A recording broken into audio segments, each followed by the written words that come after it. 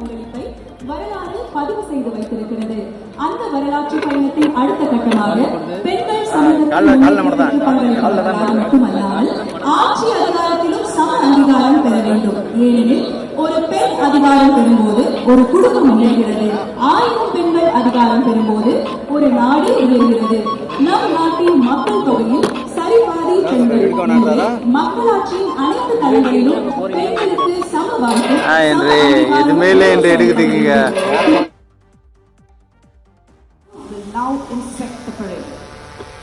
அணிவகுப்பு நடக்கும் பொழுது தமிழ்நாடு சிறப்பு காவல்படை அணிவகுப்பின் பொறுப்பு அதிகாரி திரு என் மணிவண்ணன் தலவாய், தமிழ்நாடு சிறப்பு காவல் 5ஆம் அணி.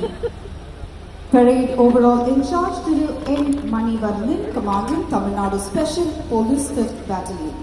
அணிவகுப்பு தலைவர் திரு வி சுரேஷ்குமார், உதவி தலவாய், தமிழ்நாடு சிறப்பு காவல் 15ஆம் அணி. The parade commander is Thiru V. Sureshkumar, Deputy Commander, Tamil Nadu Special Police 15th Battalion. அணிவகுப்பு உப தலைவர். To begin with, we add the Tamil Nadu Disaster Response Force contingent led by Sub Inspector D. Arpudaraj, Tamil Nadu Special Police 7th Battalion. அடுத்ததாக கடலோர பாதுகாப்பு படைப்பிரிவு தலைமையேற்று நடத்துபவர் திரு ஏ நாராயணன், உதவி ஆய்வாளர், தமிழ்நாடு சிறப்பு காவல் 11ஆம் அணி. இரு மாநில ஒற்றுமை பறைசாற்றும் கேரளா காவல் படைப்பிரிவு தலைமையேற்று நடத்துபவர் திரு ராஜேஷ், உதவியாளர், கேரளா காவல். சிங்கப்பெண் படைப்பிரிவு தலைமையேற்று நடத்துபவர் திருமதி ஆர் விஜயலட்சுமி, பெண் உதவி ஆய்வாளர், தமிழ்நாடு சிறப்பு காவல் படை 5ஆம் அணி. மாநில காவல் வாரிய குழு சென்னை குழுவுடன் குழு மற்றும்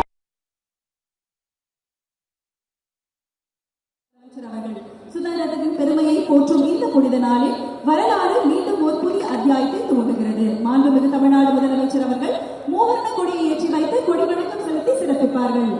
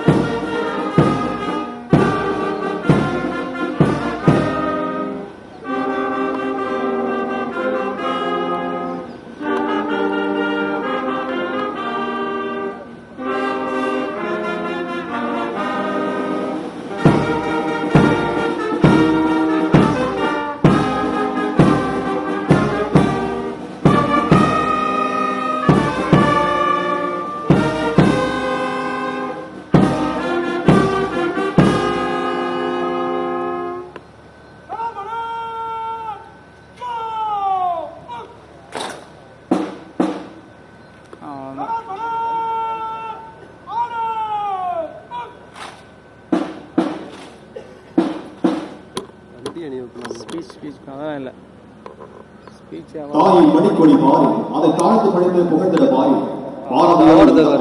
நம் தேசிய கொடியை தாயின் மணிக்கொடியாக போற்றி அதன் கீழ் நாம் அனைவரும் ஒன்றுபட்டு நிற்க வேண்டும் என்ற தேசப்பற்றையும்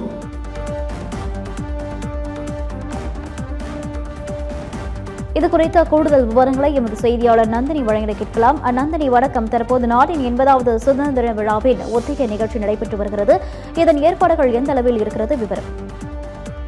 கண்டிப்பாக உபியா, குறிப்பாக இந்தியாவின் 80வது சுதந்திர தின விழா வரும் ஆகஸ்ட் 15ஆம் தேதி நாடு முழுவதும் கோலாகலமாக கொண்டாடப்பட உள்ளது.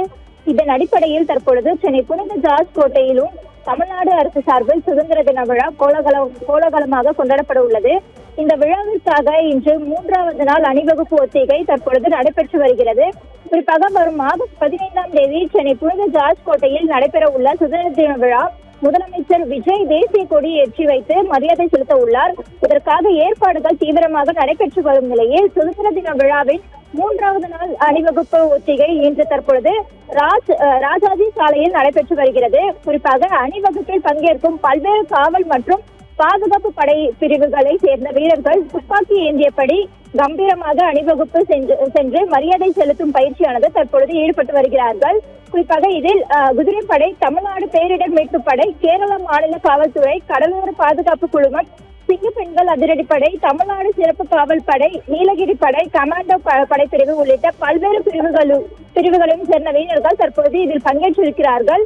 அணிவகுப்பில் ஒழுங்கு, நடை, வேகம், படைப்பிரிவுகளின் ஒருங்கிணைப்பு மற்றும் விழா மேடைக்கு மரியாதை செலுத்தும் நடைமுறைகள் என அனைத்து அம்சங்களும் ஒத்திகையானது தற்பொழுது ஈடுபட்டு வருகிறார்கள். குறிப்பாக இதற்காக ஆகஸ்ட் 7ஆம் தேதியே ஒத்திகையானது தொடங்கிய நிலையில் தற்பொழுது இறுதிக்கட்ட அணிவகுப்பு ஒத்திகையானது தற்பொழுது நடைபெற்று வருகிறது. குறிப்பாக அணிவகுப்பு ஒத்திகை மற்றும் சுதந்திர தின விழா பாதுகாப்பு ஏற்பாடு காரணமாக கோட்டை மற்றும் அதனை சுற்றியுள்ள முக்கிய சாலைகளில் போக்குவரத்து மாற்றம் செய்யப்பட்டிருப்பதாகவும் தெரிவித்து வருகிறார்கள்.